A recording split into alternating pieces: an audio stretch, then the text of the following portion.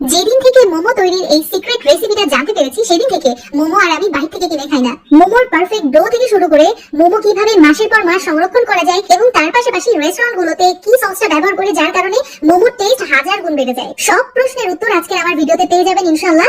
আর তার পাশাপাশি যারা মোমো নিয়ে বিজনেস স্টার্ট করতে চাচ্ছেন তাদের জন্য আজকের এই রেসিপি অনেক হেল্পফুল হবে। মোমো তৈরির জন্য প্রথম শর্ত হচ্ছে পারফেক্ট ডো তৈরি করা। তো আজকে আপনাদেরকে পারফেক্ট ডোটা তৈরি করে দেখাবো। ময়দা 1 কাপ, কর্নফ্লাওয়ার ব্যবহার করেছি 1/4 কাপ, লবণ হাফ চা চামচ, একদম গরম তেল 1 টেবিল চামচ দিয়ে দিলাম। তার পাশাপাশি এখন গরম পানি আমি ব্যবহার করছি। এখানে 1 কাপ গরম পানি নিয়েছি, দেখি আমার কতটুকু লাগে। এটা করার কারণে মোমোর ডোটা পারফেক্ট হবে এবং ডিজাইন গুলো কিন্তু খুব সুন্দরভাবে ফুটে উঠবে। এই প্রসেসটা কিন্তু রেস্টুরেন্টে ফলো করা হয়। গরম পানি বলতে বলক ওঠার আগ মুহূর্ত এরকম গরম হতে হবে। এই ডোটা তৈরি করতে আমার হাফ কাপ গরম পানি লেগেছে, আধা ঘন্টার জন্য রেস্টে রাখছি। এখন একটা ব্লেন্ডার জারের মধ্যে চিকেনের ব্রেস্টের পিস আমি 1 কাপে একটু কম নিয়েছি, তার সাথে গাজর, পেঁয়াজ, কাঁচা মরিচ দিয়ে দিলাম, আদা 4টা টুকরো, রসুনের কতগুলো কলি ব্যবহার করছি। তার সাথে মোস্ট ইম্পর্টেন্ট এই যে লেবুর খোসার সবুজ অংশটা আছে না, ওটা আমি দিয়ে দিয়েছি কতগুলো। এটা দিলে মোমোজে কি যে নাইস একটা ফ্লেভার অ্যাড হয়। ধনিয়া পাতা 1 মুঠো ব্যবহার করছি, ব্লেন্ড করে নিলাম। এখন সয়া সস ব্যবহার করেছি, তার সাথে গোলমরিচের গুঁড়া দিয়ে দিলাম, তারপর লবণ ব্যবহার করেছি আর দিয়ে দিচ্ছি ফুটন্ত গরম তেল। আমি এখানে 2 টেবিল চামচ তেল ব্যবহার করেছি। আচ্ছা, রেস্টুরেন্টে এই ট্রিক্সটা ফলো করা হয়। কেন ফলো করা হয় বলি, কারণ ধরেন মোমোর এই পুরটা অনেকক্ষণ ভালো রাখার জন্য এই ট্রিক্সটা ফলো করা হয়। এটা করার কারণে মোমোর এই পুর থেকে কিন্তু পানি থাকবে না, কিছু না, অনেক সময় পর্যন্ত ভালো থাকবে। এই পর্যায়ে মোমোজ অথবা ডাম্পলিংসের জন্য আমি স্পেশাল চিলি অয়েলটা তৈরি করে নিব। চিলি ফ্লেক্স 2 টেবিল চামচ, সাদা তেল 1 টেবিল চামচ, লাল মরিচের গুঁড়া ব্যবহার করেছি 1 চামচ, আর কাশ্মীরি লাল মরিচের গুঁড়া, এটা দিলে ঝাল হবে না বাট কালারটা খুব সুন্দর হয়, আমি 1 চামচ ব্যবহার করেছি। 2 টেবিল চামচ রসুন কুচি হাফ কাপ তেলের মধ্যে ভেজে নিয়েছি। রসুন একটু লালচে কালার চলে আসলে আমি বাটির মধ্যে রসুন সহ তেল ঢেলে দিচ্ছি।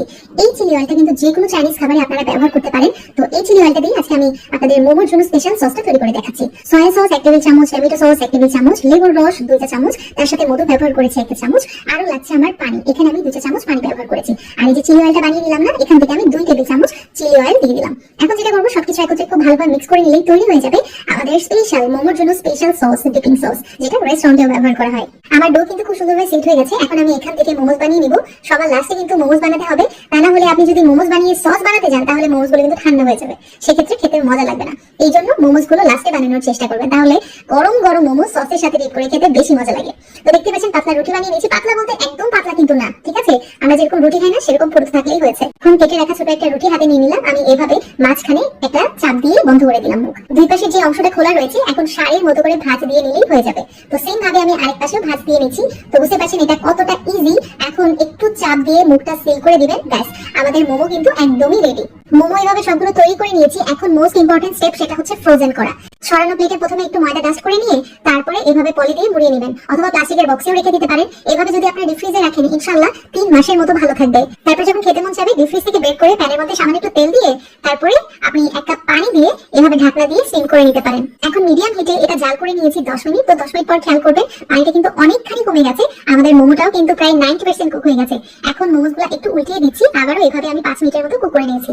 আলহামদুলিল্লাহ আমাদের মোমোস একদমই রেডি। এটা না খেতে একটু ক্রিস্পি হয়, একদম স্টিম মোমোর থেকে আমার কাছে এই ভার্সনটা একটু বেশি মজা লাগে। আপনি চাইলে বাসায় এইভাবে ট্রাই করতে পারেন। আর এভাবে আমি প্লেটে সাজিয়ে নিয়েছি আর উপর দিয়ে এই ডিপিং সসটা দিয়ে পরিবেশন করেছিলাম। মাশাআল্লাহ খেতে হয়েছিল অসম্ভব মজার। আপনারা বাসায় একবার ট্রাই করলেই বুঝবেন যে রেস্টুরেন্ট ফেল হয়ে যাবে আজকের আমার হাতের মোমোর কাছে। সো এনাফ ফর টুডে, ইনশাআল্লাহ আবার দেখা হবে খুব শীঘ্রই। সেই পর্যন্ত আল্লাহ হাফেজ, আসসালামু আলাইকুম।